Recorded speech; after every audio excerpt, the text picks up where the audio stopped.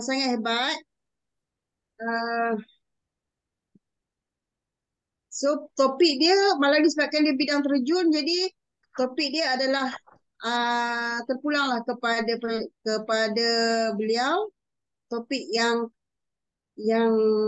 beliau pilih. Jadi untuk tak melengahkan masa, saya menjemput VM Syahizat untuk berkongsi topik yang dipilih malam ni. Okay, dipersilakan. Baiklah juga ni pasal Blackberry.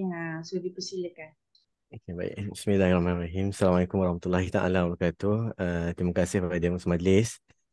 Saya orang biasa-biasa je, kan. Bukan hebat pun, tapi dalam proses untuk belajar lah, untuk belajar bila dapat satu benda yang baru, khususnya tentang penyakit, tentang produk. Jadi kita belajar untuk mengenal produk, belajar untuk mengenal penyakit. Sebab kita nak cerita dekat orang ni tentang penyakit, nak wujudkan satu keperluan pada orang ramai tentang kepentingan menjaga kesihatan dan kehebatan produk kita belajar. Semua orang pun macam tu. Semua orang nak buat bisnes ni kena ada belajar. Kena belajar. Salah satunya ialah kelas kita malam ni lah. Baik, insyaAllah. Jadi tanpa saya melengahkan masa, insyaAllah pada malam ni saya ingin kongsi dengan tuan-tuan dan perempuan tentang plan lactoberry. Kalau tadi kita dah belajar tentang gastro-usus, kan, tentang gastro-usus. Jadi untuk malam ni saya nak share dengan tuan dan perempuan tentang plan lactoberry. Mungkin ada yang pernah dengar sebelum ni, tapi tak apa, kita ulang balik sebagai ulang kaji untuk mengukuhkan kefahaman kita. Sebab saya difahamkan masih ada lagi di kalangan kita yang masih tertanya-tanya macam mana cara nak kira PV. Nah, macam mana cara nak kira PV? Sebab orang kata langkah pertama untuk buat bisnes ni ialah kena tahu cara kira PV. Jadi kalau tak tahu cara kira PV, susah nak atur, nak menguruskan downline, nak menguruskan langkah seterusnya, step seterusnya untuk kena buat apa, silap kat mana PV kurang, silap dekat tak cukup line ke, tak ada kefahaman produk ke, yang tu kita nak tahu. Kan, jadi insya-Allah pada malam ni sedikit saya akan kongsi dengan tuan-tuan perempuan tentang info bisnes kita plan Lactoberry. Baik, bismillah. Jadi sebenarnya saya cerita dah sebelum ni tentang lactoberry ataupun probiotik. Apakah itu lactoberry? Apa kepentingan probiotik? Jadi tuan-tuan dan puan yang masih lagi belum mendengar, boleh mencari rakaman tentang probiotik di YouTube di channel Lindsay Sahabat Kesihatan Anda. Lindsay Sahabat Kesihatan Anda. Setakat ni tak banyak lah. Yang mana ada tu bolehlah ambil manfaatnya. Okey, baik. Baik, sekarang cerita tentang apakah itu probiotik. Sebelum kita nak cerita tentang kepentingan ataupun kehebatnya plan lactoberry ni, kita kena tahu kenapanya kita kena ambil, kenapa orang perlu ada probiotik, kenapa orang perlu ambil lactoberry. Sebab apa? Kita kena wujudkan keperluan itu. Pertamanya kita kena tahu bahawa setiap orang mesti ada keseimbangan sistem penghadaman, sistem gastro-usus. Salah satunya adalah keperluan kepada keseimbangan mikrobiotik usus ataupun probiotik. Sebenarnya dalam perut kita ini tidak semestinya hanya ada bakteria baik. Dalam satu kajian lah, banyak kajian akademik jurnal yang saya baca, saya menelaah, antaranya adalah bahawa dalam perut kita ini bukan sekadar ada probiotik ataupun bakteria baik, tetapi dia dipanggil satu kelompok, kita panggil mikrobiota usus ataupun mikrobiotik usus, di mana mikrobiotik usus ini ialah kumpulan mikroorganisma yang hidup dalam perut manusia. Bila sebut mikroorganisma ni tak nampak dengan mata kasar pula, mata kasar kita. Kita kena tengok dengan pakai alat yang khas lah, seperti mikroskop dan sebagainya.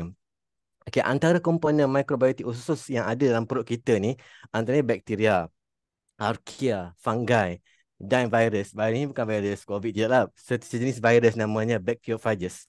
Yang ni semua ni, komponen-komponen mikrobiotik usus ni adalah yang baik. Yang memang ada, Tuhan jadi ke dalam perut kita. Bukannya yang kita kena risau dan bimbangkan, tidak. Yang ini yang baik. Yang kita kena jaga, pastikan dia cukup dan seimbang dalam perut kita. Baik, saya tak cerita banyak tentang probiotik, cuma nak saya pintas lalu supaya orang faham tentang dapat gambaran, dapat energi yang sama. Perlunya semua orang beli lactoberry ni. Nak deliver energi tu. Oh, perlu ni lactoberry ni, penting ni. Gitu. Baik, ini mikrobiotik usus ni penting untuk pertama membantu pencernaan makanan. Yang kedua, melawan jangkitan. Jangkitan yang berlaku kemasukan patogen, benda asing ke badan kita. Yang ketiga, mengawal homeostasis imun. Sistem imun kita ni dia buat banyak kerja. Kan? Antaranya dia cuba untuk melawan jangkitan yang berlaku dalam tubuh badan kita. Yang kedua, dia mempertahankan tubuh badan kita daripada masuk jangkitan luar. Dia buat dua kerja. Melawan jangkitan yang sedang berlaku di dalam serta melawan daripada dijangkiti yang luar. Jadi benda ni kena seimbang, kena balance. Kadang-kadang tubuh badan ni bila sistem imun tak apa bagus, dia asyik fokus untuk baiki yang dalam, repair yang dalam. Contoh katakan orang tu ada kanser, ada penyakit-penyakit tertentu dalaman. Dia sibuk, sistem imun dia akan busy, akan sibuk untuk settlekan, berperan dalaman. Tetapi ancaman yang luar tu akan sentiasa mendatang. Sebab dia akan keluar, dia akan duduk dalam persekitaran, dia akan bergaul dengan pelbagai orang, dia akan makan macam-macam.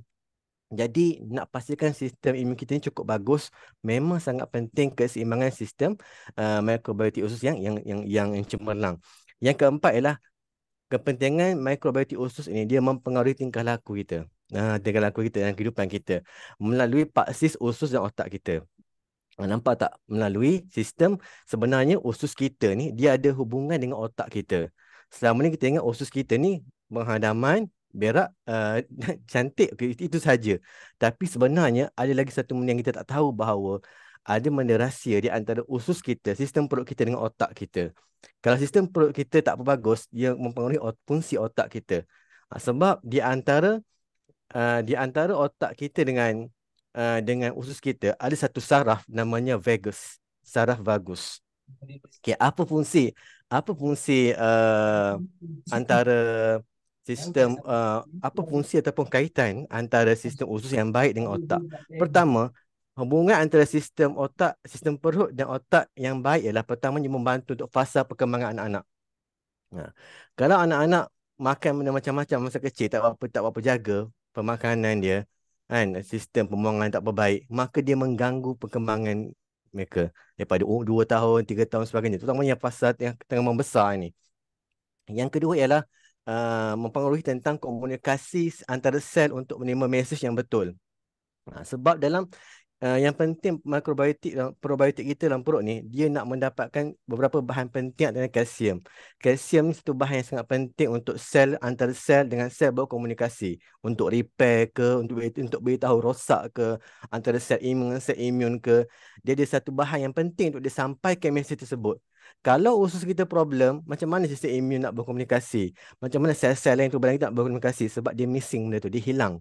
Sebab usus kita tak sihat. Okay, yang ketiga ialah kepentingan kepada sistem mikroglia. Mikroglia ni apa? Okay, mikroglia ni satu sel imun yang duduk dalam otak kita. Kerja dia ialah membersihkan sel-sel otak yang rosak ataupun mati. Itu kerja dia. Kalau dia tak ada ataupun dia terlebih fungsi ataupun terlalu aktif, dia akan mengakibatkan keradangan pada otak dan mengakibatkan kerosakan otak. Otak mengecut sebab dia terlebih fungsi. Sebab tu penting antara kalau kita ada probiotik yang baik, dia mempengaruhi untuk menghantar asid lemak yang betul, neurotransmitter untuk sel imun tadi berfungsi dengan betul, dengan tepat, bukan terlebih. Yang ketiga, yang keempat ialah fungsi kognitif. Otak kita nak buat keputusan, nak fokus, nak belajar, nak merancang. Jadi kalau perut kita tak bagus, usus kita problem, kita buang air pun masalah. Macam mana nak buat keputusan dengan baik? Terganggu. Kita takkan mampu untuk berfikir dengan baik, tak mampu untuk merancang, memproses maklumat dengan baik sebab ada gangguan masalah usus kita. Takkan jumpa, kita fikir-fikir sampai kusut. Berfikir-fikir tak jumpa jalan sebab usus kita problem. Tak boleh nak connect, kan? Tak ada sel-sel yang berhubung. Yang keseluruhnya, learning kita ada masalah pembelajaran, learning. Kalau orang ada masalah, anak-anak tu ada masalah pembelajaran. Kita pun ada masalah pembelajaran, nak belajar susah nak faham, kan? Ataupun kita ada masalah memori, selalu cepat lupa, tak ingat, kan? Susah nak menghubung kait, kan? Maknanya ada masalah perut kita. Kemudian mood kita, cepat marah, resah, gelisah, susah bertenang, emosi kita. Ini antara tanda-tanda usus kita tidak sihat. Gambaran dia. Dan seterusnya, yang ketujuh, fungsi lokomotif kita. Pentingnya kalau usus kita yang sihat, dia mempengaruhi fungsi otak kita untuk kita bergerak satu tempat. Kemampuan kita untuk bergerak satu tempat. Kadang-kadang ada orang susah nak bergerak. Mungkin masalah usus dia. Kan? Dia okey. Dia tak ada penyakit kan. Tak ada penyakit apa. Tapi sebabkan ada benda yang missing yang perut tak boleh sampai kepada keperluan kepada tubuh badan dia, maka dia susah untuk bergerak, berjalan dan berlari, melompat, berenang. Kan?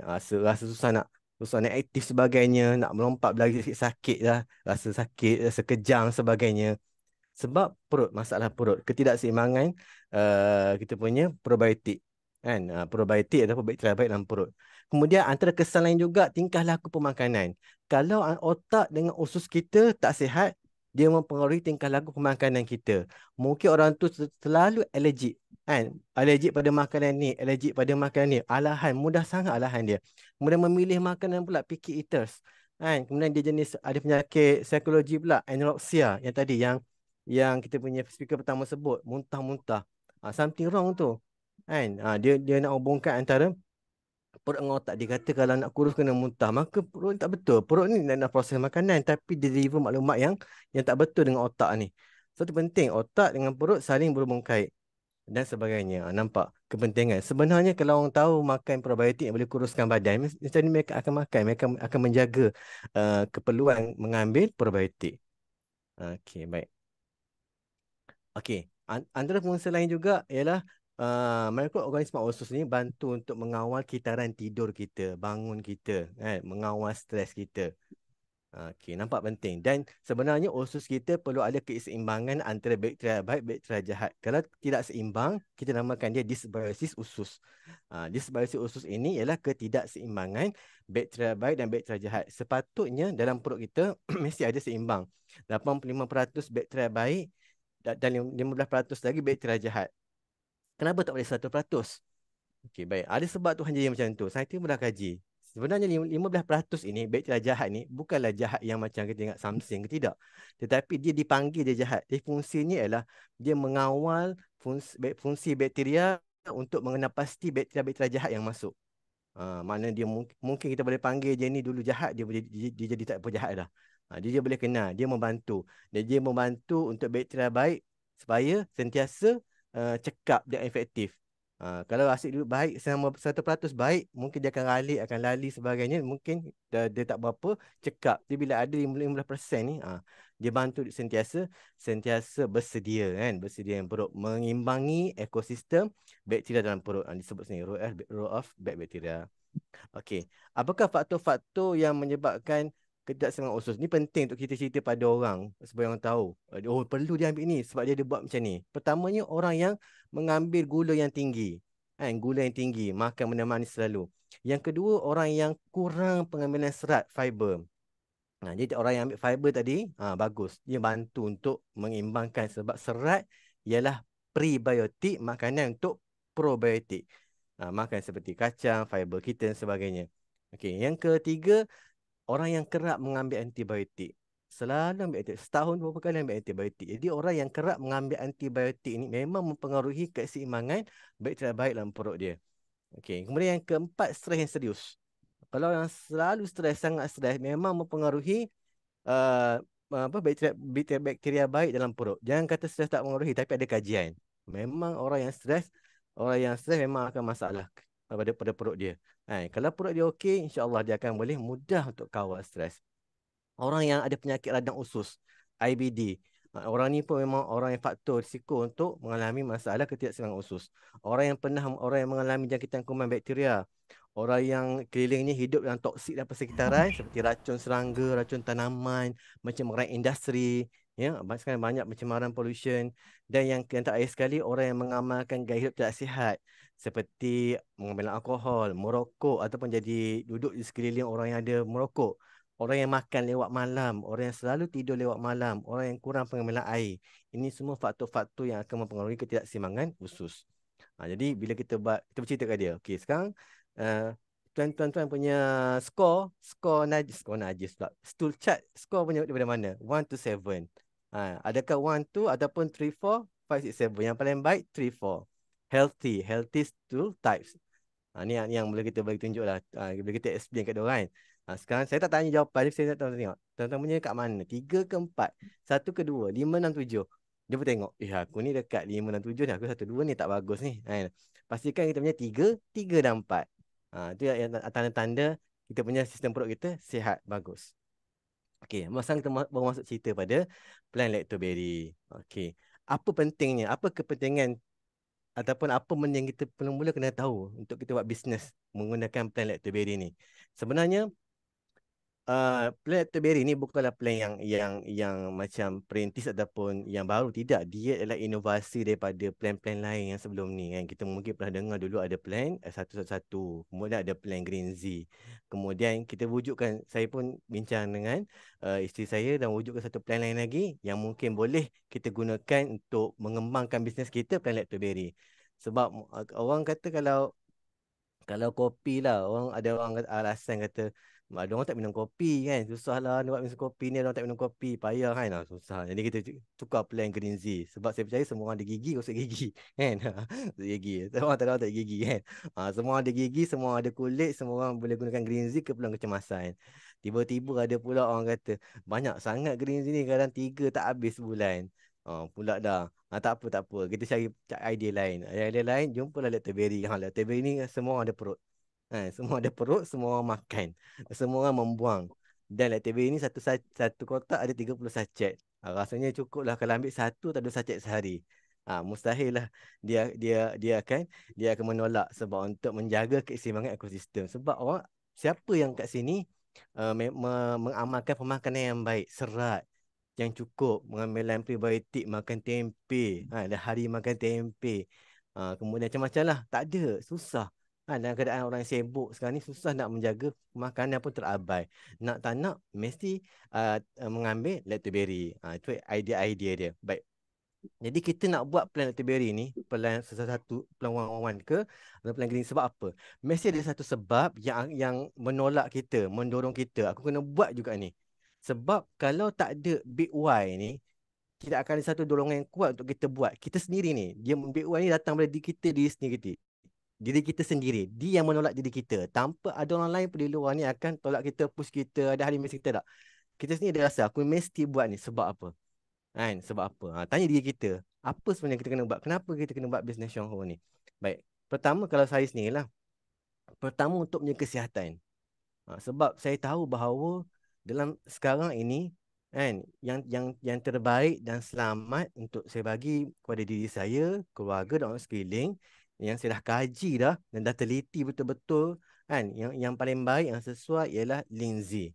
Kalau nak mengurangkan sebarang apa kesan sampingan, tak nak rasa macam tak naklah bergantung pada ubatan kan. Sebab kalau bergantung pada ubatan, sampai bila nak kita nak sihat kan, sebab kita bergantung pada ubat. Kita cari satu jalan lain supaya anak-anak kita, keluarga kita happy kan, tak selalu jatuh sakit. Jadi yang terbaik sebenarnya Lindsay, yang memang betul-betul membantu tubuh badan kita pada ujung rambut sampai ujung kaki, membaik pulih seluruh badan kita. Benda lain bukan tak ada, tapi yang lebih komprehensif kita kata. Benda lain mungkin ada, tapi yang komprehensif kan. Yang kedua ialah faktor ekonomi dan keuangan. Macam saya sendiri kan, saya memerlukan sangat satu bisnes yang mampu untuk menambah baik ekonomi, memperbaiki, melonjakkan balik ekonomi dan keuangan diri saya sendiri, untuk saya mengubah diri dan keluarga keluar daripada kelompong kesempitan, kekangan. Yang masa yang sama nak bantu juga orang yang di luar sana yang mari masalah keuangan. Bila kita berjaya, kita ajak orang yang berjaya, insya-Allah kita boleh bantu ubah diri kita dan orang lain. Kalau tuan-tuan pula apa sebenarnya? Ini yang sebab kita nak buat sangat. Dan kita faham bahawa Shongho ni sendiri, plan marketing ni memang sangat-sangat boleh membantu untuk kita mengubah ekonomi, menambah baik keuangan kita. Macam mana saya boleh kata macam tu? Ni nak belajar. Sebab kalau saya cakap, dia tak cukup. Kita kena proofkan. Baik. Yang pertama sekali lah mindset kita. Kita punya mindset ni mesti yang betul. Kalau mindset kita masih lagi goyah, kan, tak berapa solid, tak berapa kuat, kita akan berubah. Kejap kita tinggalkan kita pergi Shongho, kejap kita rasa nak buat balik. Sebab apa? Bila datang company lain yang ni, kita berasa nak buat. Sebab kita tak ada mindset yang jelas, yang betul. Kita buat sebab apa? Kan? Kita buat sebab apa? Tanam betul memang inilah pasak betul-betul ini yang saya nak buat, saya nak fokus yang ini. Kan? Bukan ni. Apa alasannya? Kita belajar. Sebab syarul produk dia bagus ni kita kenal kan. Kita kenal dalam syarul ni. Attitude sikap kita. Kita nak buat bisnes, kita kena faham. Diri kita kena berubah. Kita kena kita kena buat apa yang diajar, apa yang dinasihatkan oleh kita punya upline. Kena buat macam ni, kena datang meeting, kena jumpa, kena buat one to one, kena buat semua aktiviti, semua 4S tu kita kena buat. Kalau kita tak buat 4S, memang kita akan berjaya untuk mengembangkan bisnes kita. Kita hanya jadi sekadar pengguna sahaja. Okey, baik. Dan tindakan kita, tingkah laku, tindakan, bila kita ada sikap yang betul, kan? Sebab ada orang dia nak berjaya, tetapi dia tak nak, dia hanya duduk situ saja. Dia tak ada buat apa-apa, kan? Duduk diam tak buat apa-apa. Saya nak kaya, saya nak berjaya, tapi dia tak buat apa-apa. Dia kena buat something, sesuatu. Hatta dia pegang telefon, dia mesej dekat orang pun, itu satu permulaan yang baik untuk dia jumpa orang. Set appointment. Kan? Kalau dia tak buat apa-apa, dia termenung, tak buat apa, tengok, tapi tak ada buat apa-apa kan. Jadi susah. Attitude betul cakap. Dalam diri kita kata, aku nak buat. Aku nak buat bisnes ni, aku nak buat sesuatu. Macam tu ya. InsyaAllah kita akan dapat berjaya.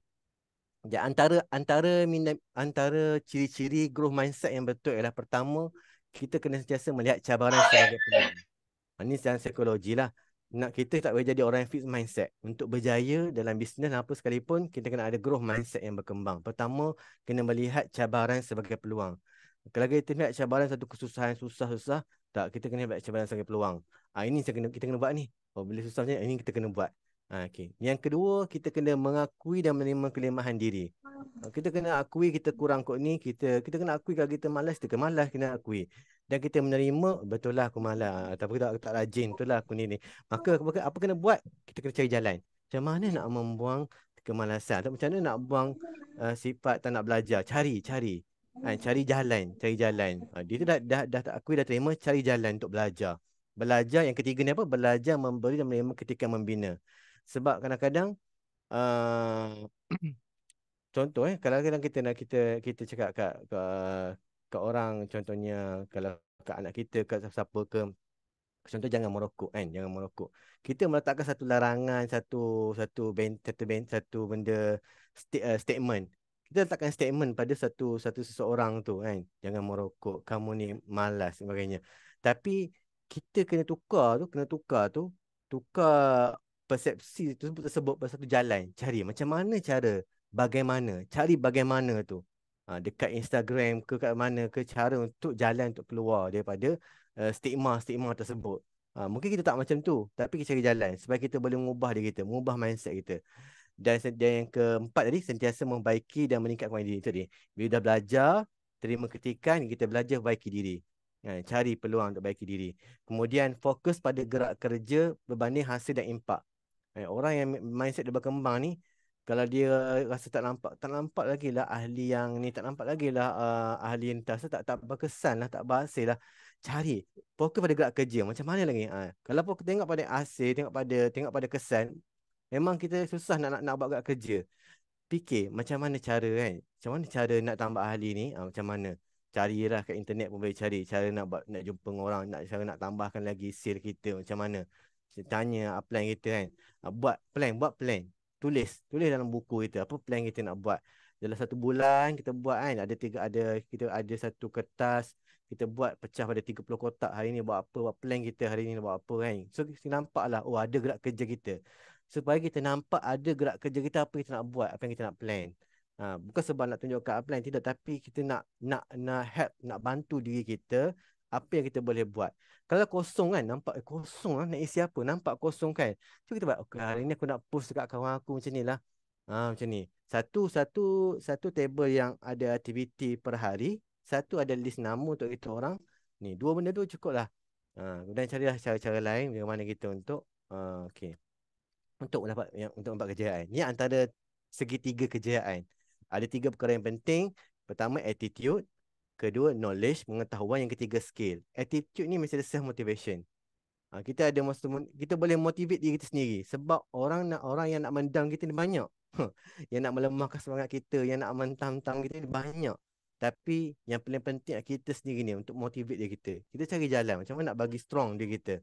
Nak bagi tahu seorang yang resilient, yang boleh bangkit sendiri kan, yang boleh kuat. Cari belajar. Belajar. Di luar sana boleh belajar. Kemudian self confident, yakin. Ada orang nak buat presentation kan, bila kita offer buat presentation rasa macam tak yakin, tak apa, rasa tak semangat, tak tahulah, rasa malu sebagainya.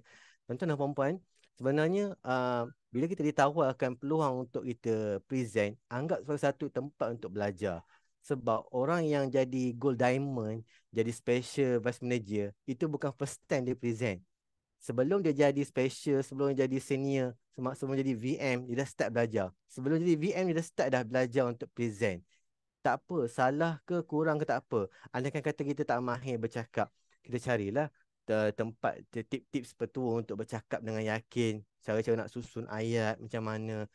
Sebab kalau contoh kan, kalau benda yang kita tak pernah buat kan, macam present tentang produk, present tentang info kesihatan, contoh kan ada skrip dulu.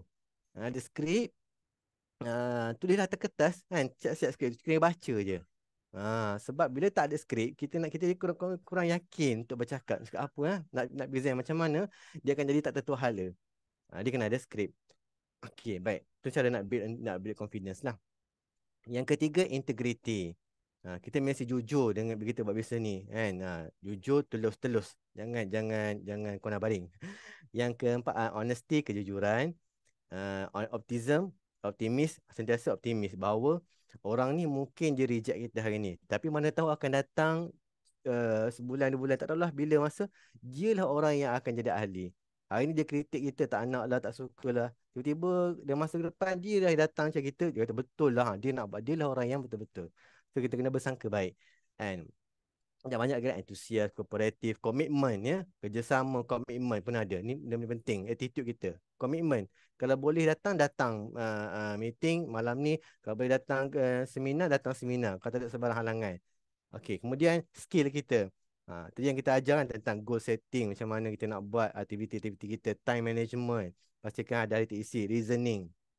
Tanya diri kita kenapa tak ada buat hari ni, sebab apa? Okey, communication, belajar untuk communication, interpersonal skill belajar, dan knowledge pasal produk, pasal business, pasal kesihatan. 3 benda ni. Baik.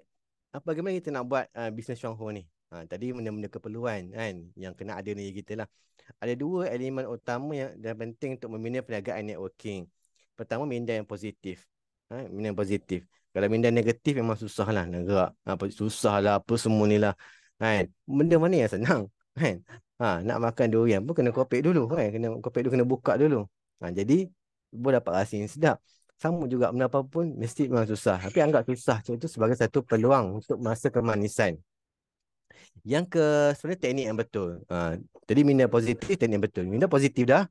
Jadi kena teknik yang betul. Kena belajar ni dengan upline kita. Dalam syahur kita ada 4S lah. Kita ada selling, kita ada sponsoring, kita ada services and sustaining. Yang ni kita kena belajar. Macam mana nak selling, nak sponsoring, nak service, nak sustaining. Okey, kena ada ilmu tentang kesihatan, ilmu tentang produk, serta ilmu tentang perniagaan. Jadi yang kita nak cerita maknanya ada ilmu tentang perniagaan. Jadi maknanya untuk buat plan Dr. Berry ni, kita dah ada ilmu kesihatan tentang apa kepentingan mengambil bakteria baik. Apa kaitannya bakteria baik dengan otak kita? Penting ke? Tak ambil tak apa ke? Kemudian kita belajar tentang produk Stronghold Dr. Berry.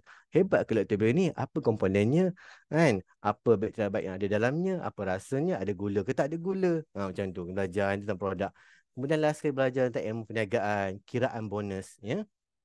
Okey, contohnya kalau dalam bisnes kita, ni ilmu tentang bisnes kan, kalau ahli kita tak cukup, alamak, sepatutnya ahli kita 13, ataupun sepatutnya ahli kita lebih lagi lah, 13 atau lebih lagi. Maka kalau ahli tak cukup, buat one to one. Jumpa orang lagi, kena jumpa orang. Sama ada orang kita dah kenali ke, sama ada kita ke, atau orang yang dah lama kenal, tak kisahlah, jadi jumpa orang. Kan? Kemudian masalah PV tak cukup pula. PV tak cukup, mungkin orang tak beli produk. Sebab apa tak beli produk? Mungkin dia tak ada ilmu tentang produk. Dia tak ada ilmu tentang kesihatan, kepentingan menjaga kesihatan. Lama tak beli Dr. Berry. Lama tak beli Green Z ni. Kenapa ni? Tak gosok gigi. Kan? Okey. Ataupun dia kata, mungkin kata mahal. Sebab kalau mahal lah sebenarnya, contohlah kalau Lactoberry, dia kata Lactoberry mahal. Dan sebenarnya di luar sana banyak lagi produk-produk probiotik yang mahal. Yang murah betul tentu berkesan. Kan? Contohnya yang murah dalam yang di pasaraya kan, yang di dalam peti tu kan. Kadang-kadang masalahnya cara pengambilan tak betul. Gula pula tinggi sampai 10 gram. Banyak pula. Tak bagus kan. Jadi kena ada ilmu tentang produk. Sebab nak kata mahal sebenarnya kita belanja untuk layan pun mahal tapi kita tak kisah pun. Tapi tak kisah. Ya. Okey, yang kedua leader tak cukup. Nak buat bisnes ni kan, nak bagi network kita stabil, kukuh. Kita nampak ada leader tak cukup. Kan, one to one, maka tadi ahli dah banyak contohnya. PV dah cukup. Tapi nak cari leader pula. Supaya leader ni boleh berkembang network kita. Maka kena buat home meeting, training. Kan, minta pula ahli kita ni buat home meeting, organize satu meeting kat rumah dia. Dia yang present. Kita tengok dia. Kita ajar dia ke. Kan, ajar dia betul-betul dia organize satu tarikh lain. Jemputlah kawan-kawan dia ke saudara dia ke komuniti dia ke. Datang. Itu caranya lah. Ya, jadi jumlah ahli, PV dan leader mesti seimbang. Dia tak boleh kod ni banyak, kod ni banyak, tak kena. Tak something wrong lah, something wrong. Ya. Baik. Okey. Untuk belajar tentang PV, pertama kita kena tahu tentang marketing plan Shouho ni macam mana. Tuan-tuan mesti tak pernah tengok buku biru ni. Siapa yang masuk zaman zaman tak ada starter kit memang tak jumpa buku biru ni lah. Siapa yang masuk zaman ada starter kit, ada satu buku biru memang dia bagi. Tapi kalau tuan-tuan yang baru masuk, boleh buka di portal Ibis Shouho ni, portal membeli barang Shouho ni. Di situ ada bahagian download. Di bahagian download tu ada e-dokumen, boleh kita download di situ. Dia memang ada dua bahasa lah. Satu file je tapi dalam tu memang dua bahasa. Bahasa Melayu dan bahasa Inggeris. Situlah dia cerita. Dia cerita untuk kita faham apakah marketing plan Shouho ni. Dia tak sembunyi. Memang dia cerita situ. Buka muka surat 2 hingga 10. Okey, apa kontennya? Antara tunjuk macam ni lah. Dia ajar pada kita kan. Andaikan anda dan downline Abu ke Aminah ke siapa dia, masing-masing mencapai 1,000 mata pada bulan itu. Kita pun capai 1,000, mungkin kita beli Lactoberry ke Lindsay ke sebagainya. Kemudian downline kita pun sama capai 1,000. So macam mana cara pengiraan dia? Untuk kita, maka kita pertama kita tambahkan kedua-dua ni, PV ni, PV group kita, PV untuk kira PV kita. Kita tambahkan group kita punya PV semua sekali, kan? Okey. Kemudian tengok berapa totalnya. Macam ni 1,000 tambah 1,000. Okey, 1,000 tambah 1,000 dapat 2,000. Baik.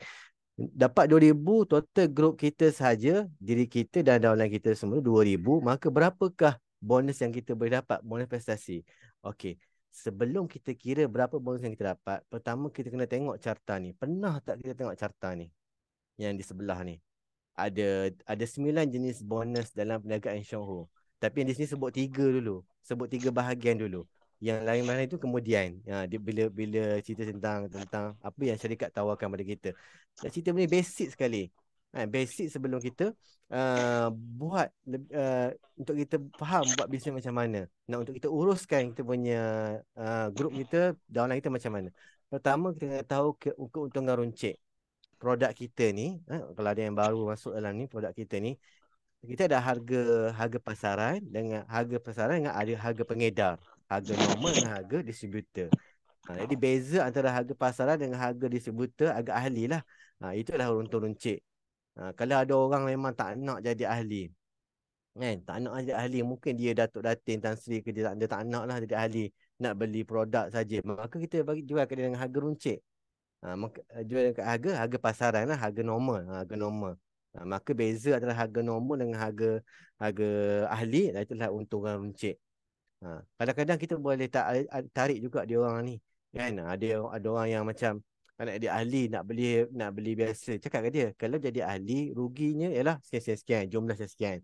Dengan jumlah ni kebalik jadi ahli, berapa ringgit ahli jadi RM15 je. Sekarang kita ada tambah kita promo kan kat dia kan. Sekarang ni saya ada voucher percuma, kan? Dengan dia ahli percuma je. Hari ni je. Kalau terlepas peluang ni, esok mungkin tak ada lah. Sebab kita ada voucher kan. 1-2 voucher kan cakap dia. Nak tak nak? Macam tu. Sebab ini bukan helah, tapi betul lah. Kalau siapa yang ada voucher lah, rezeki lah bagi dia. Kalau guna voucher, untung. Kalau tak guna voucher tak boleh guna lah. Tekan trik lah. Kaedah ni. Trik tu macam nak nipu pula kan. Bukan nipu, betul-betul ni. Bukan cubaan ni. Okey. Okey, macam tu kat dia. Okey. Itu kehitungan runcit. Yang kedua, bonus prestasi. Yang ni nak kira PV ni. Tadi kita dapat 2000 PV. So 2000 PV duduk di range mana? Di range yang tak sampai lagi yang ni. Kalau nak duduk yang 3200 ni, nak duduk yang 3200 ni, tak boleh. Contoh saya sebut di sini ya. Okey. Pertama, minimum untuk kita dapat bonus prestasi mesti jumlah PV itu 400 minimum. Kalau kurang pada 400 tak dapat bonus prestasi lah. Jadi pastikan minimum cukupkan 400, kita boleh dapat 4% bonus prestasi. Okey. Yang kedua, dia tingkatan kedua dia 800. Kemudian 1600 dan ke atasnya. Baik. Contohnya kalau kes ni pertama tadi, orang ni, anda dapat 2000. So kalau dapat 2000, di manakah bonus prestasi yang kita akan dapat? Kita tak akan dapat 1200 sebab di level ni, level 16% ni, level 16%, minimumnya adalah 3200. Maka kita termasuk di sebelumnya, iaitu pada range 1600 hingga 3199 lah ini. 12%. Kita akan dapat 12%. Dia tulis ni 12%. Okey, bagaimana pula downline kita? Okey, downline kita pula, dia punya PV group dia 1000 mata. Dia 1000 mata. Dia dapat 2000 lah sebab kita yang rekrut dia, kita dapat kiraan sekali dengan dia punya jumlah tu 1000 untuk kiraan persen. Tapi bahagian dia tak terjejas. Bahagian dia beli 1000 PV tetap bahagian dia. Cuma kita ada portion di situ sebab kita yang guide dia. Kita yang train dia, kita yang bantu dia, servis dia kan. Maka kita ada bonus lah untuk kita situ kan. Tapi dia pula, kalau dia nak bonus macam kita, dia kena buat macam kita juga. Train ataupun tambah lagi ahli, buat lagi session, aktiviti sebagainya. Okey, untuk downline kita si A tadi ni, Abu ke Aminah, dia dapat 1000 mata, maka 1000 duduk di mana? 1000 dia tak sampai lah 12% ni sebab syarat 12% ni minimumnya 1600, maka dia termasuk yang sebelum lah 800, maka dapat 8%. Okey. Range yang 800, 8% dapat 8%. So kiraan dia tadi 12%, 12% daripada 2000 kan, dapat satu jumlah, dapat jumlah duit lah katakan kan, jumlah duit. Kemudian tak settle lagi tu sebab dalam jumlah 2000 tadi ni ada bahagian downline kita. Maka bahagian downline kita berapa? So 8% daripada 1000 dapat satu jumlah kan, satu jumlah, maka jumlah itu ditolak daripada bahagian kita tadi. So nak bagi kat dia. Contohnya 120. 160. 160. Maka kita dapat berapa tadi? Kena kira ni. Ni kiraan lain. Kalau yang ni dikira 1000 darab 12% tambah dengan 1000 A darab dengan 12% tolak 8%. Dia tolak 12 tolak 8.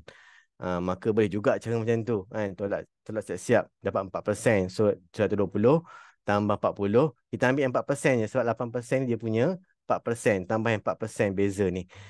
So 120 tambah 40 dapat 160. Okey, gitu. Okey, baik.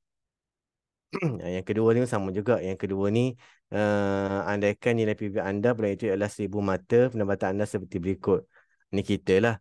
Nak ceritanya kalau kita dapat 1000 dari 8%, RM80 kita dapat. RM80 Malaysia. Kalau Malaysia RM80. Macam tadi kan, kita apply dapat 160. Tapi downline kita dapat 80. RM80. Bahagian dia lah ni. Okey, baik. Okey. Ni kiraan lain juga. Ni semua ni tunjuk dalam buku biru tadi ni. Dia tunjuk satu persatu sampai kiraan jadi diamond. Sampai jadi diamond. Okey. Syarat asas kelayakan bonus kepimpinan.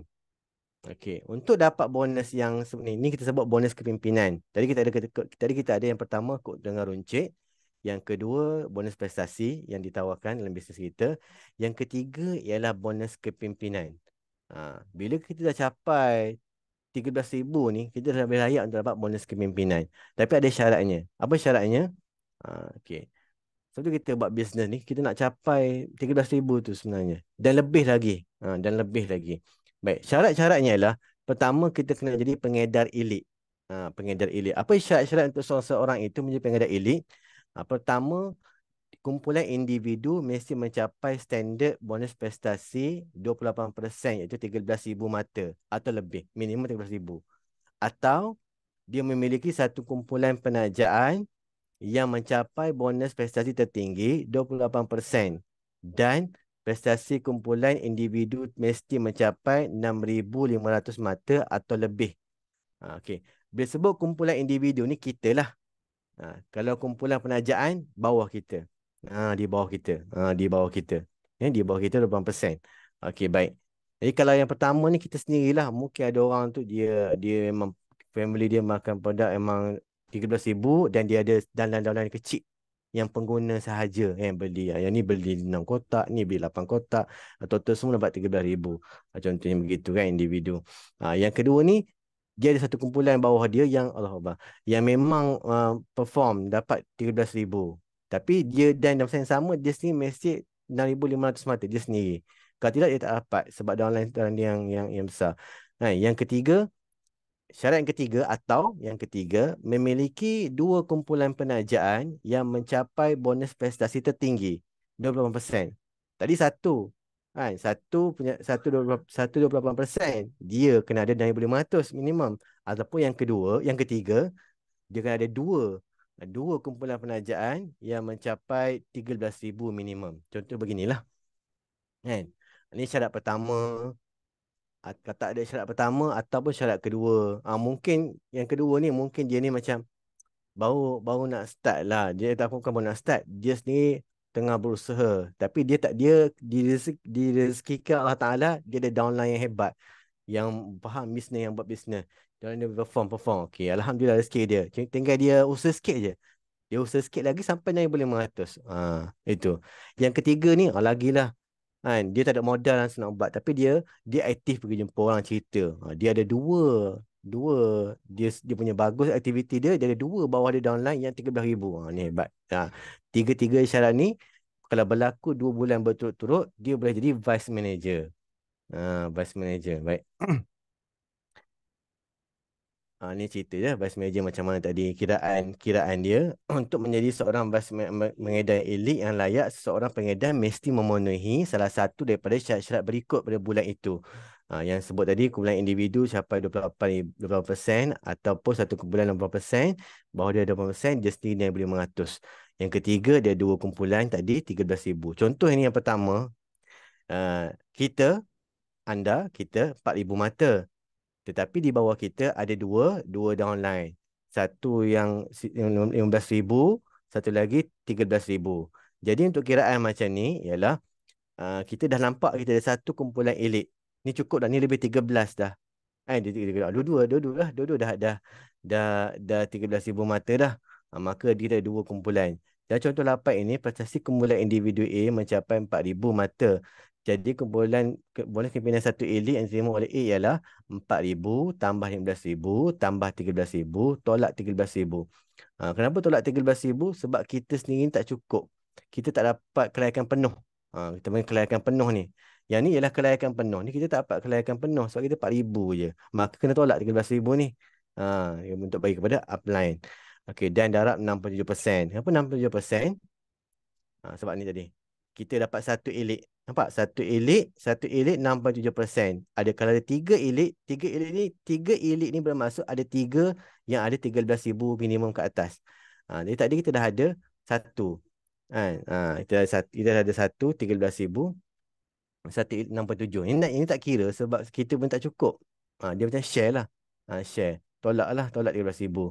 Okey, baik. Maka kita akan dapat bonus prestasi 1,273. Okey, baik. Ini bonus prestasi, bonus kepimpinan. Ya. Okey, baik, kepimpinan. Bukan bonus prestasi lagi, kepimpinan. Okey, yang ni pula contoh lain, kita 14,000.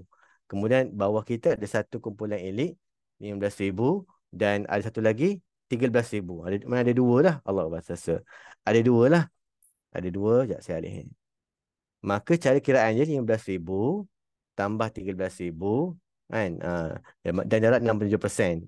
Yang kita tak kira sebab bawah kita ada dua kumpulan dah. Cukup lah. Cukup syarat kelayakan penuh. Dua kumpulan darab 67% dapat 1,876. Maka kita dapat lebih besar lah berbanding yang tadi. Yang tak cukup, yang tak cukup syarat tadi, separa kan. Lebih baik cukup kan? Syarat kita dapatlah kita dapat 1876. Beza besar juga lah kan? Okey, baik. Jom kita kira plan lactoberry. Okey, plan lactoberry. Baik. Contoh contoh. Bulan pertama. Ni plan lactoberry ni ialah bulan di mana bulan pula. Di mana kita cari 13 orang tu sekali saja. Faham untuk plan lactoberry ni kita cari 13 orang tu sekali je. Tak perlu tiap-tiap bulan cari 13. Bulan ni cari 13, bulan depan cari 13 tak. Ni dikira kita cari sekali je 13 orang untuk bulan tersebut. Mungkin hari ni tak dapat, esok try dapat. Dah sekali sampai dah habis hujung bulan kita dapat 13 orang. Once je, sekali saja kita buat. Okey, baik. Jadi untuk bulan pertama, kita dapat 13 orang baru yang beli satu kotak lactoberry. Setiap orang dalam 13 orang ni tadi, di bawah kita yang baru masuk, dia beli satu kotak lactoberry. Satu kotak lactoberry ada 56 PV. Maka dapat berapa PV semua? 728 PV, PV 13 orang tadi ni, tambah PV kita beli juga satu kotak lactoberry. Maka jumlah PV yang kita dapat untuk bulan pertama ialah 784 PV. Jadi berapa bonus prestasi kita dapat? Kita tak dapat lagi bonus kepimpinan sebab kita tak ada lagi 13,000. Tak ada. Ni kita boleh dapat bonus prestasi. Mula-mula nak buat bisnes ni. Kan? Orang kita nak buat bisnes mula-mula ni, nak dapatkan bonus prestasi lah sebenarnya. Okey, jadi kita dapat 784 PV kali dengan 4%. Sebab 784 tak masuk border, tak masuk sempadan 800 lagi. 784 tak masuk sempadan 800. Dia masih duduk di 400 lagi, maka kita ambil 4%. So 4% darab 784 dapatlah income bulan pertama kita RM31.36. Okey tu alhamdulillah. Satu benda yang sangat baik. Bulan kedua pula. Masuk bulan kedua, 13 orang yang baru ni tadi, dia cari setiap orang yang 13 orang yang baru bulan 1 tadi, dia cari 13 orang. 13 orang baru bulan 1 tadi, bulan kedua dia cari 13 orang. Kita tak cari dah, kita monitor je, kita bantu dia orang ni, bantu. Maka hasilnya bila setiap orang yang bulan pertama tadi cari 13 orang kan, maka kita akan dapat 169. Okey. Macam mana dapat 169? 13 13 orang, cari 13 setiap orang tu, maka dapatlah 169 orang baru. 169 orang baru ni, belilah sekotak saja lactoberry. Maka jumlah PV yang kita dapat untuk orang baru ni ialah 9,464 PV.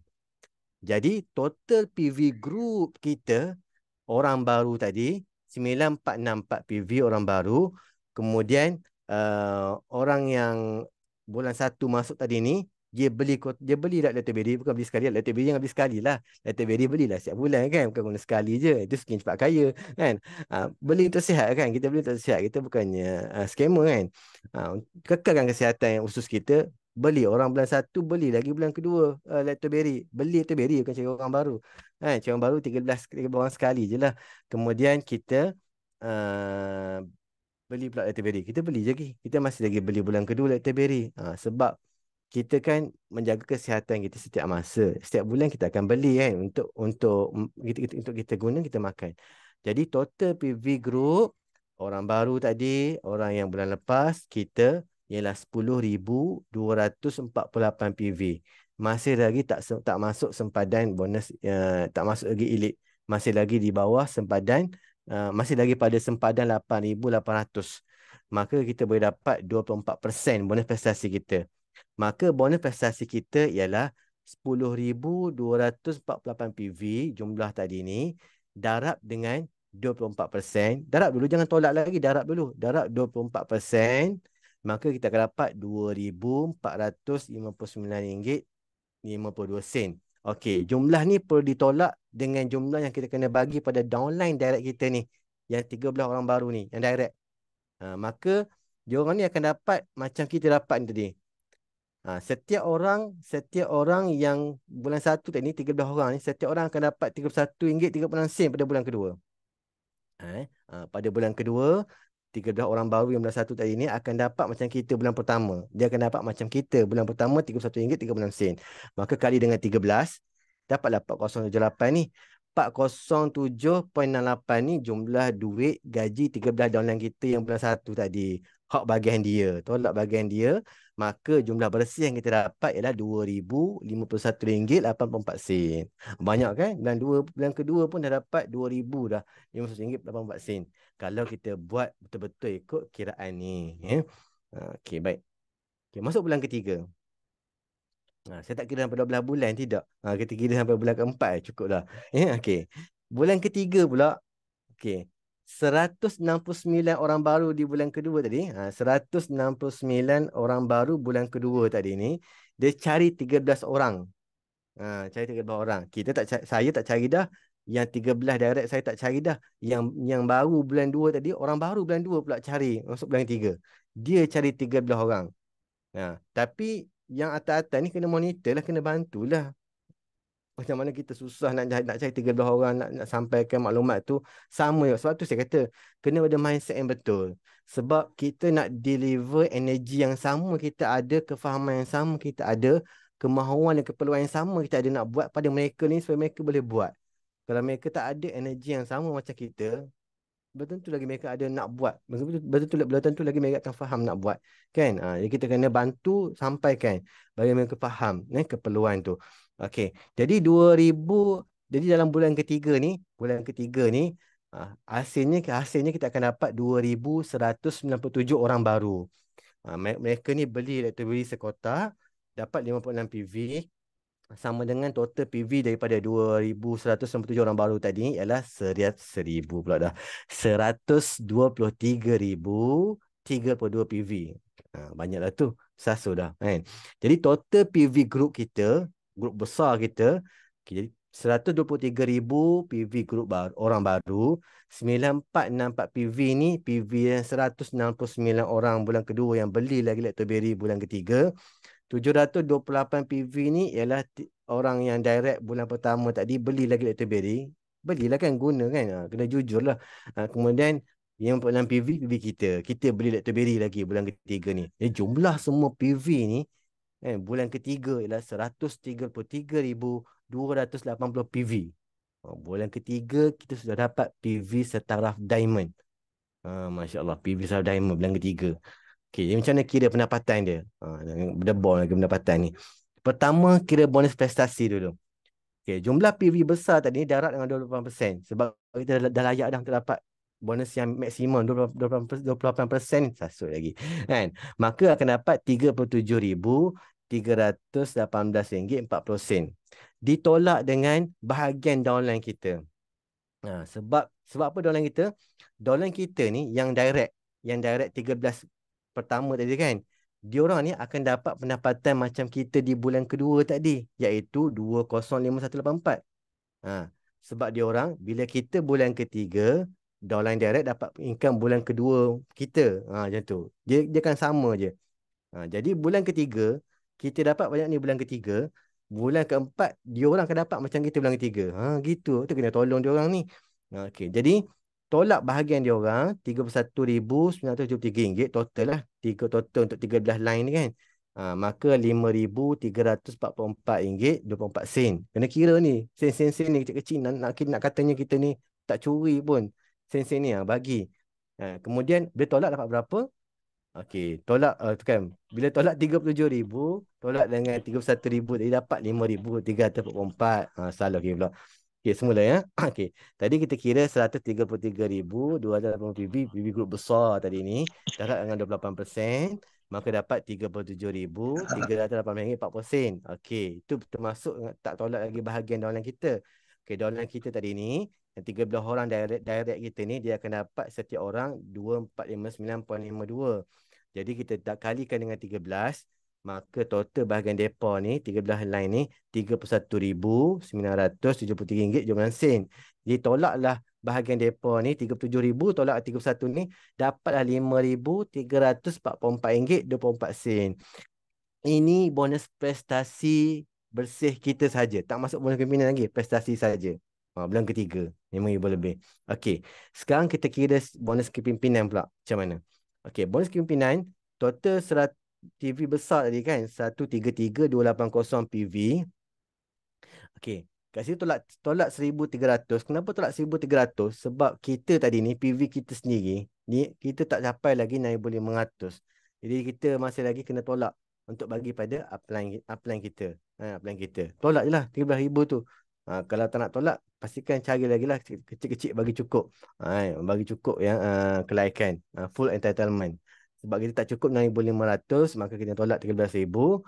Maka satu PV besar tadi tolak 13,000. Kedah tolak darat dengan 6.7%. Darat dengan 6.7%. Okey, baik. Maka kita akan dapat 8058.76 bonus kepimpinan. Ni kita ambil sini. Okey, sebab apa kena tolak 6.7%? Tak boleh tolak ni. Sebab kita tak ada lagi yang tak sampai 3 elit. Kita cuma ada dummy je, pembentukan PV tu secara dummy je. Kita kelompokkan sendiri dalam sistem komputer. Tidak ada orang lagi yang leader lah, yang leader elit tak ada lagi. Jadi kita bentukkan secara dummy, hanya boleh dapat 67% untuk bulan ketiga. Jadi bonus kepimpinan sahaja 8,058.76 sen. Jadi pendapatan bersih kita yang prestasi tambah kepimpinan 5,344 tambah 8,058, maka pendapatan bersih kita untuk bulan ketiga 13,403. Okey, baik. Okey, bulan keempat. Bulan keempat orang sejumlah 2,197 orang baru tadi kan. Bulan ketiga kan kita ada 2,197 orang baru. Orang baru ini pada bulan keempat dia cari 13 orang setiap tadi. Setiap orang dalam 297 orang baru ni semua cari 13 orang. Maka kita akan dapat 28,561 orang baru. Banyak, ramai orang ni. Nak buat meeting macam mana ni? Nak meeting macam mana? Kena sewa dewan besar nak buat kan. Di Shanghai pun ada dewan besar. Boleh sewa. Ataupun nak buat by grouping, arrange lah, pandai-pandai arrange. Tapi tuan-tuan mainkan, nak arrange orang sebanyak ini, kita dah kena ada kemahiran tadi. Kemahiran awal-awal, skill tadi tu. Nak menguruskan, nak kena guide semua ni kan. Kena ada ilmu tu, kena belajar. Kita akan belajar sikit-sikit. Kan. Jangan takut. Kita kena pantau, kena monitor betul-betul, jangan goyang kaki. Kalau goyang kaki tak ada. Mindset tu kena betul. Sebab gerak kerja ni dia bukan sekali berterusan. Nak pastikan downline kita buat benda yang sama. Bulan pertama, bulan kedua, tiga, empat. Tanya, pantau, monitor, tengok sistem macam mana. Dia bukan goyang kaki je. Tengok. Banyak tengok pula saya ni. Tengok sistem, dapat PV ni. Dia bukan macam sistem Pak Pandir. Buka komputer tengok, dah dapat banyak. Tidak, dia tak kena tiba-tiba macam tu. Dia sebelum tiba-tiba tu, ialah dia kena usaha macam ni. Tuan-tuan tahu tak?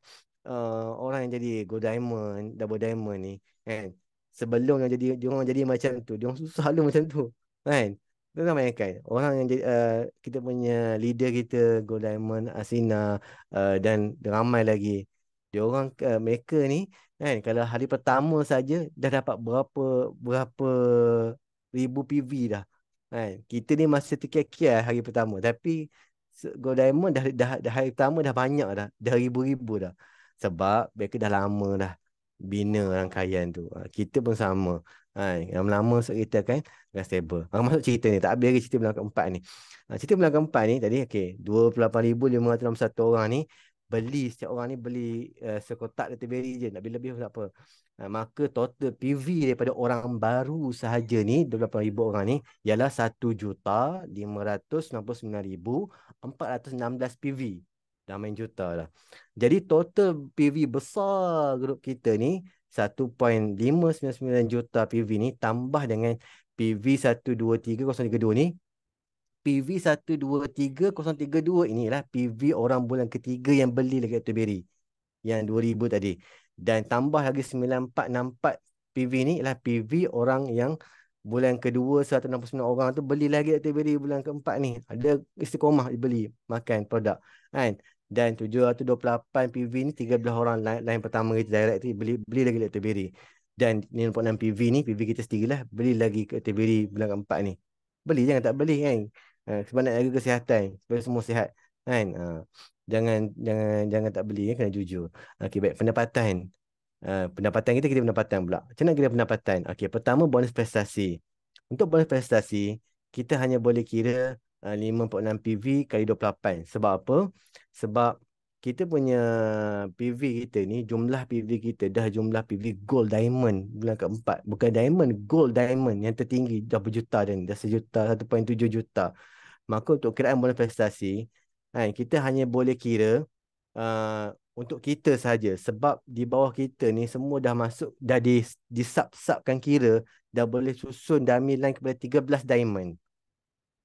Di bawah kita dah ada pecahkan kepada 13 diamond dah. Jadi tak bolehlah kita ambil yang tu. Bila jadi diamond, tak boleh ambil bonus prestasi mereka lah. Dia orang tak boleh ambil. Tapi kita masih boleh dapat, boleh layak dapat untuk bonus prestasi 28%. Tapi dah dengan 5.6 PV saja. Kalau ada sub-sub beli benda lain, produk lain, tak apalah, besar lagi lah. Kita ambil cerita Dr. Berry je ni. Ya? Tak ambil cerita lain.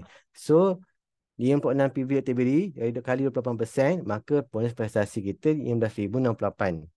Bagi rasa ribu lah. RM15.68. Okey. Kemudian bonus kepimpinan pula. Okey. First line kita ni dah jadi diamond. Sebab apa? Sebab mereka ni first line kita yang 13 orang yang direct kita ni kan. 13 orang yang direct kita tadi ni, dia orang pada bulan keempat, mereka yang direct 13 tadi, pada bulan keempat, dia orang dah jadi macam kita bulan ketiga. Bulan ketiga kita tadi, mana ni Sasul ni? Bulan ketiga tadi kita dah ada PV Diamond, betul tak? Bulan ketiga saya dah ada PV Diamond. Bulan keempat, downline kita yang direct 13 tadi ni, dia dapat macam bulan kita ketiga ni. Dia boleh, kita kata ada 13 Diamond. Tapi kita lebih lah, kita dah dapat PV Gold Diamond. So, yang 13,000 darat 13 kan, sama dengan 169,000 kali tambah 56 PV tolak 13,000. Sebab PV kita ni bukannya line yang solid, tapi dibentuk oleh sistem. Maka tolak 13,000 darab 67%. Ini untuk first line saja ni. Ini untuk first line saja. First line saja 67%. Maka kita akan dapat bonus kepimpinan daripada yang pertama ni ialah RM10,455.75. Ya. Okey, baik. Kemudian untuk second line pula. Second line. Ya, tadi yang second line yang sinilah. Yang 169 orang ni. Kan, yang baru ni. Okey, sini dah ada 1.563 juta. 1.563 juta PV. Darat dengan 10.1. Kenapa darat 10.1? Sebab di second line ke bawah ni, kan, kita dah ada, kalau dibentukkan sistem dummy, dikelompokkan pada 13,000, 13,000, 13,000, dah banyak kan, dah banyak PV juta-juta ni. Bila dibahagi dengan 13,000, dah lebih, dah dapat 13 elite dah. Dah boleh dapat bonus kepimpinan 4%. Boleh dapat bonus kepimpinan 2.7 semua ni. Jadi 10% ni, 10.1% ni datang daripada 4, 2.7, 1.3, 0.7, 0.7, 0.7. Semua ni dah layak dapat dah bulan keempat. Sebab dah ada 13 elite. Tengok ceritanya dah 13 elite. Dah go diamond kan, 13 elite. Maka kali dengan 10.1%, kita akan dapat RM RM157,927.64. Ni kita calculator lah, senang. Kalau nak congak sekarang, ambil masa pula. Siapa nak congak boleh congak. Tak percaya lah kan, tak percaya. Ni saya dah congak dah banyak kali. Baik. Jadi pendapatan bersih yang kita dapat ni berapa semuanya? Iaitu RM157,927,157,927.64. Iaitu bonus mana? Bonus yang ni, second line tadi ni. Tambah dengan RM10,455.75. Bonus dari first line tadi ni. Okey, tambah dengan bonus prestasi RM9. Yang ni besar lah, 157,927 ni besar sebab second line ni dia dah ada banyak elite. Dia dah ada daripada 4, 2, 7 ni. Dia ada banyak ni. Sebanyak besar lah sini. Besar sini. Ya. Yang kedua ni, first line ni 10,000. Okey, baik. Takkan nak ambil besar, takkan nak ambil banyak. Ini kiraan yang adil lah dalam sistem kita. Ya. Okey, jadi jumlah pendapatan bersih yang kita akan dapat ialah kita tuan-tuan saya kalau buat betul ni, bulan keempat kita akan dapat RM168,399.7. 7 sen. Bersih dapat. Masya Allah, sangat besar kalau kita betul-betul buat. Tetapi yang tuan nak buat ni, memang kena betul-betul deliver kefahaman yang sama, energi yang sama. Dalam kita buat macam kita, dia faham.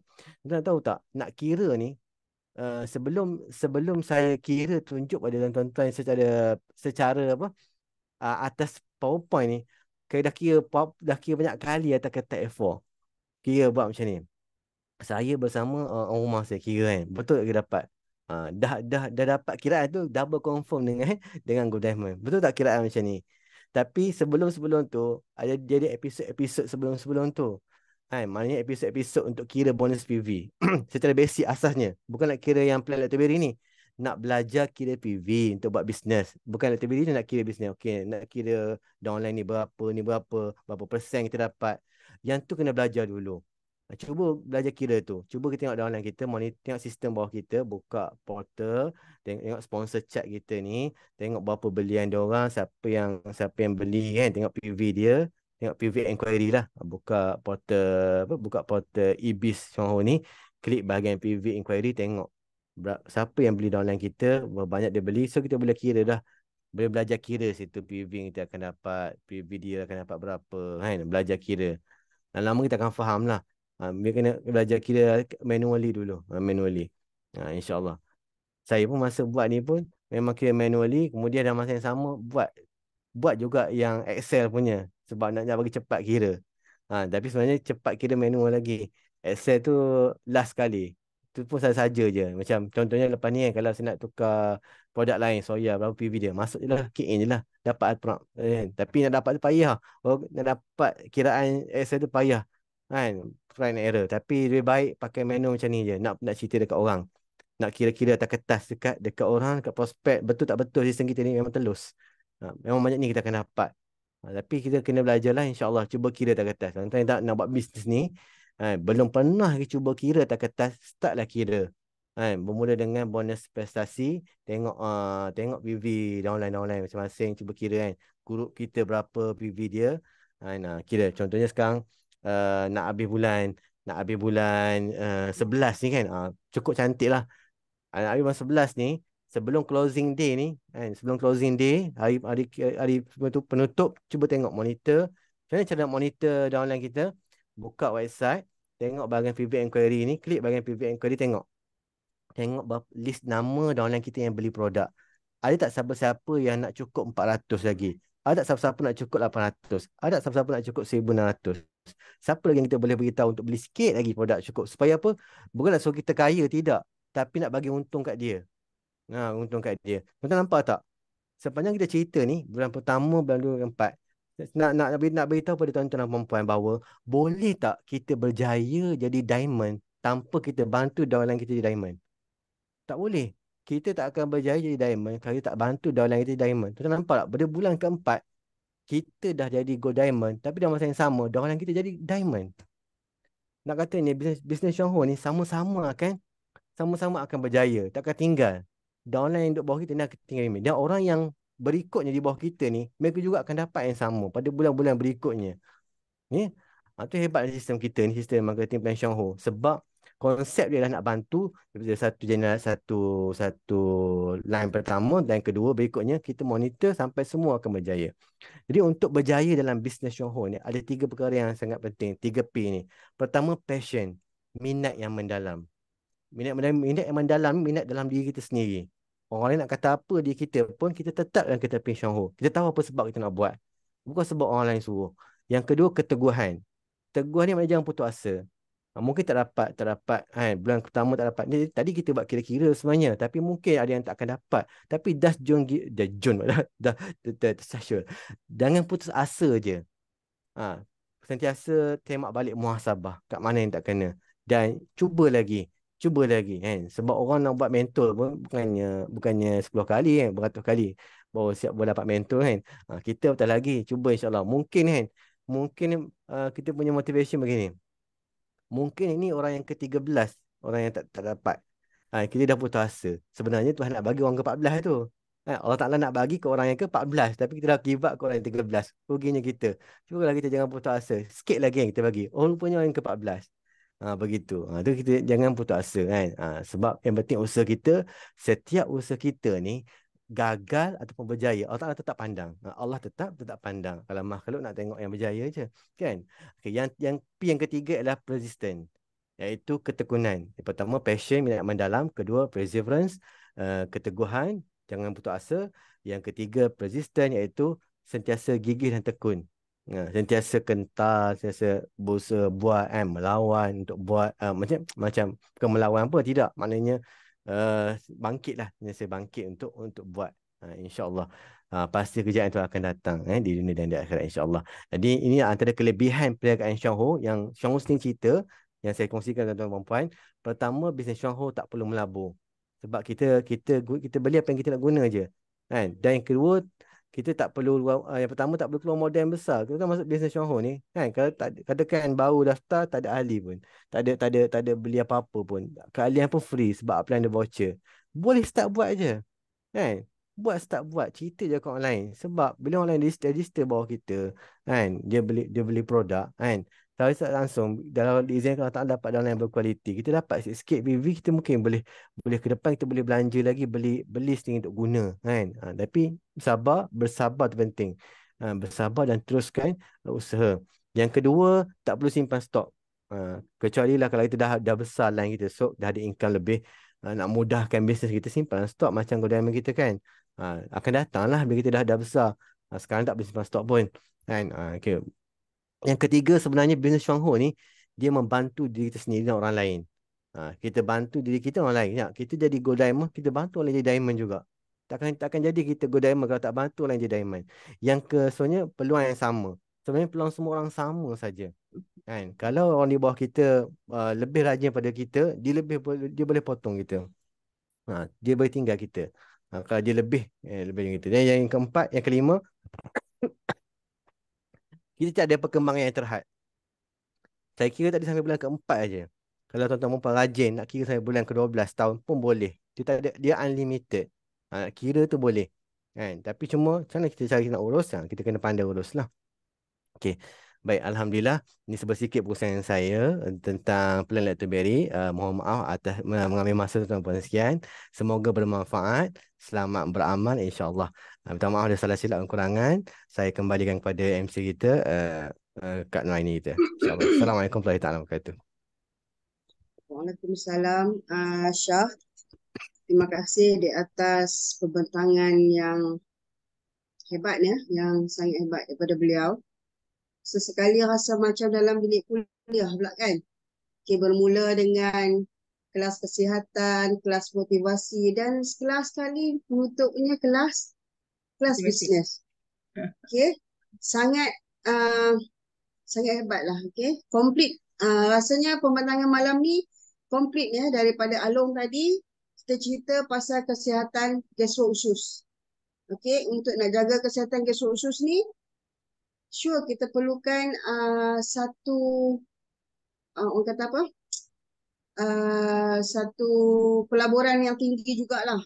Okay, kita perlukan satu pelaburan yang tinggi. Jadi macam mana kita nak makan banyak, kan? Kalau seorang tak apa, tapi kalau ada yang berkeluarga, yang ramai, anak dua macam Along, okey lagi kot. Kalau macam anak tujuh macam Go Diamond Hasina, kan? Jadi perlukan satu pelaburan yang tinggi untuk nak jaga kesihatan ni.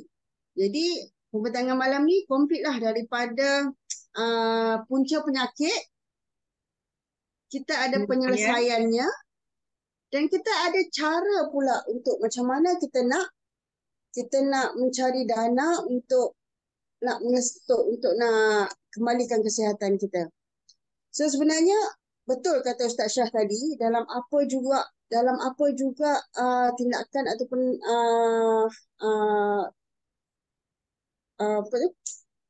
tindakan yang kita nak ambil, yang penting kita mesti ada mindset yang betul. Ramai di kalangan orang kita lah, dia punya mindset adalah tawakal. Tak apa, kita dah usaha, so selebihnya kita tawakal. Rezeki Allah dah tentu tak salah alamat, katanya. Betul. Tawakal dan rezeki itu tak salah alamat. Tapi kalau Allah nak bagi rezeki, Allah takkan bagi saja-saja. Allah akan bagi disebabkan oleh usaha kita. Macam mana Allah bagi tahu kita dalam surah Ar-Ra'd tu, dia kata dia takkan ubah nasib kita selagi kita tak nak berubah. Maksudnya dia nak bagi kejayaan pada kita, tapi kita yang kena usahakan untuk kita berjaya. Dia nak bagi kita sihat. Okey? Dia turunkan penyakit dan Allah juga bagi tahu pada kita setiap penyakit yang dia turunkan pasti ada penawarnya. Jadi kalaulah kata kita pergi hospital, kita pergi, dia kata oh dah tak ada penawar dah, oh sakit ni tak ada penawar dah, kena apa? Maintain sahaja, jaga, kan? Jadi tak betul lah kan? Kalau kita percaya yang itu. Jadi sebenarnya setiap penyakit tu ada penawarnya, adalah menjadi tugas kita untuk mencari penawar itu. Kalau dah jumpa penawar, tak ada duit, tugas kita juga kena usaha untuk cari. Tak boleh nak bertawakal je. Okey? Tawakal ni sebenarnya ramai orang salah faham. Kan? Tawakal ni sebenarnya kita kena masih lagi perlukan usaha yang bersungguh-sungguh. Sebagai contoh kita kata ya Allah aku lapar. Allah bagi nasi kat kita sepinggan, lauk kambing, lauk apa semua. Jadi kalau kita tak usaha untuk nak gerakkan tangan kita ni, jemput nasi tu masuk dalam mulut kita, adakah kita boleh kata, ya Allah, nasi dah ada ni, aku tawakal ni, aku nak makan, tapi aku tawakal ya Allah. Tapi tak suap. Aku tak nak suap ni, aku tak nak berusaha, gunakan jari tangan kita ni, berusaha untuk nak ambil nasi ya Allah, rezeki yang Allah dah bagi depan mata tu, tak nak usaha, kita bertawakal je. Ya Allah, aku bertawakal ni. Tinggi tawakal kita ke Allah. Agak-agaklah boleh ke rezeki yang Allah bagi sepinggan sedap tu, lamb shank tu masuk dalam mulut kita? Pasti tak boleh. Sebab Allah nak kita berusaha. Sama juga dalam peringkat syurga. Allah dah bagi kat kita satu gunung emas. Okay, Allah dah bagi satu gunung emas. Kita tengok tadi Ustaz Syah kira. Dah betul-betul tak ada lesen. Tengah sembang apa? Sembang hari. Okey, Ustaz Syah dah kira tadi. Sampai Hmm. bulan keempat sahaja kita dah ada kita boleh dapat RM168,399.07. Banyak tu. Kalaulah usaha kita sikit, kita takkan capai kan? Okey, satu. Usaha kena ubah mindset, kena usaha. Yang kedua, kena ada ilmu lah.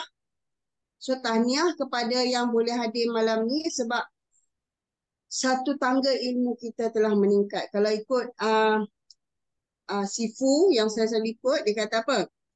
Kejayaan kita ni bergantung kepada berapa banyak ilmu yang kita ada. Kalau kita ada ilmu kita takat secebok aja, kita berjaya secebok je lah. Kalau kita ada ilmu tu sepanjang kereta api tu, maknanya ilmu kita, kejayaan kita sepanjang itu. Maksudnya apa? Kalau kita hanya hari-hari cerita ke orang kopi je, orang kata tak ada ke produk lain, tak ada, aku ada kopi je. So kita hanya boleh jual kopi je lah. Sedangkan kita masih ada lagi banyak rangkaian yang kita boleh share. That's why ilmu itu penting untuk kita nak meningkatkan diri kita sebenarnya. Okey. Cukuplah kot sampai setakat tu. So, dah pukul 11.19. Saya buka lah sekejap 2-3 minit kalau ada yang nak tanya. Silakan.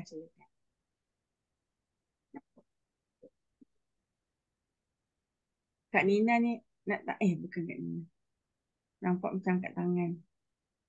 So, kalau ada yang nak tanya, saya buka sekejap sebelum kita tutup majlis kita. Sebab esok kita ada seminar di HQ Yes. secara fizikal.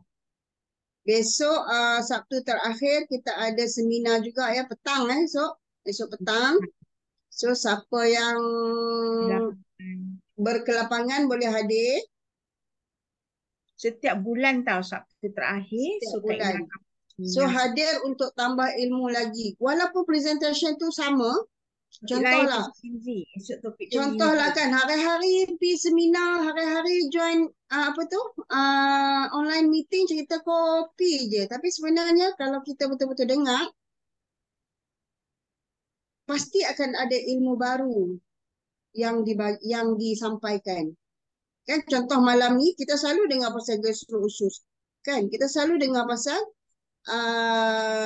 probiotik. Tapi malam ni kita tengok Ustaz Syah cerita, tambah lagi ilmu yang ada.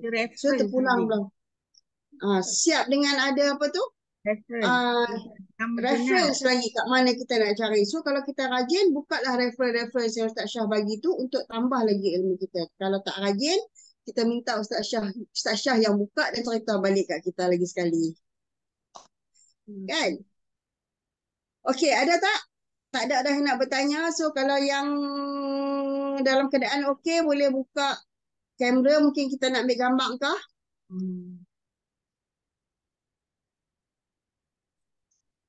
Esok tajuk seminar kita Lindsay yang akan disampaikan oleh Guru Yuli. Kita ada tajuk elopati dengan holistik. Lepas tu satu lagi apa lupa dah. Ada 3 lah speaker esok. Mak Idris, saya buka sekejap je. Alamak. Tak Okey, tangkap buka. apa lagi. Tangkap semua. Buka semua. Sebab Kak Ina pun tak buka lagi kamera. Mana Abang Idris buka? Okey, buka. Okey, buka semua. Siapa ambil gambar? Memang saya ambil. Kak Ina ambil Alright. Okay, 1, 2, 3. Baru nampak apa yang kita ada. Baru nampak Abang Idrus. Esok kita ada seminar secara fizikal, Abang Idrus. Jemputlah datang. Jam apa? 2 petang. Petang, pukul 2. Kedua. Sampai Itulah. pukul 4.30. InsyaAllah. Kalau tak ada apa-apa. Grup Diamond Nur Yuli akan present. Diamond Yuli dan Isman Nizam. Okey. InsyaAllah. Diamond baru. Diamond yang baru berkilau. Okey, kita bersurai. Nah, kalau Ina punya meeting tapi pukul apa?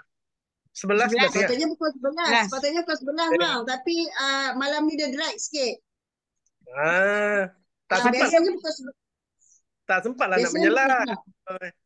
Dah standby dah ni. Tapi kalau abang, abang nak bagi sepatah 2 kata, kita mungkin ada yang boleh tunggu lagi kan? Bukan senang ni nak dapat ni. Sepatah 2 kata. Tak apa, minggu depan. Tadi pun dah 3-4 kata dah. Tak sempat nak berkata-kata. Okey, kalau macam tu minggu depan kita bagi wrap-up. Kita bagi Abang Idrus. Lama tak dengar Abang Idrus wrap-up. Boleh lah, 5 minit, 10 minit boleh lah. Banyak. Okey, kita buka. Okay. Alright.